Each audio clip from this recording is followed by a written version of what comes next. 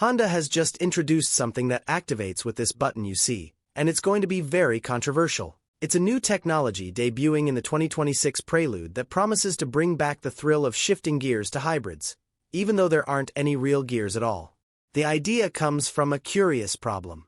Modern hybrid and electric cars deliver smooth, uninterrupted acceleration, no rev spikes, no gear changes, and no need for a traditional transmission.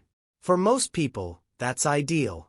But for enthusiasts, what makes a sports coupe exciting is exactly the opposite. Feeling each downshift, hearing the engine climb in revs, and deciding for yourself when to shift. Here's the dilemma. Honda's current hybrid system, called eCVT, doesn't even have actual gears. It uses an electric motor for city driving, and at certain speeds, it connects the combustion engine through a direct clutch. It's efficient, but there's nothing the driver can shift. So Honda took another route. Make the system feel like it has gears. With S+ shift, the paddles behind the steering wheel don't control real gears.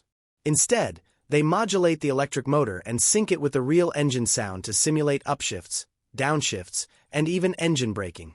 You can even hear that classic blip on downshifts, just like in a dual-clutch manual mode. Even though everything is simulated, the sound comes from the real engine, not from artificial speakers like other brands use. Of course, there are trade-offs. An electric motor doesn't need gears, and any interruption in torque is artificial. Those chasing pure performance on the track will never use this mode.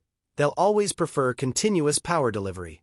But on the road, where the experience matters more than a tenth of a second, feeling a shift can make all the difference for drivers who don't want to lose that emotional connection with their car. You can switch it off and enjoy the quiet, seamless drive of a hybrid, or turn it on and feel like you're driving a classic sports car, powered by the technology of the future.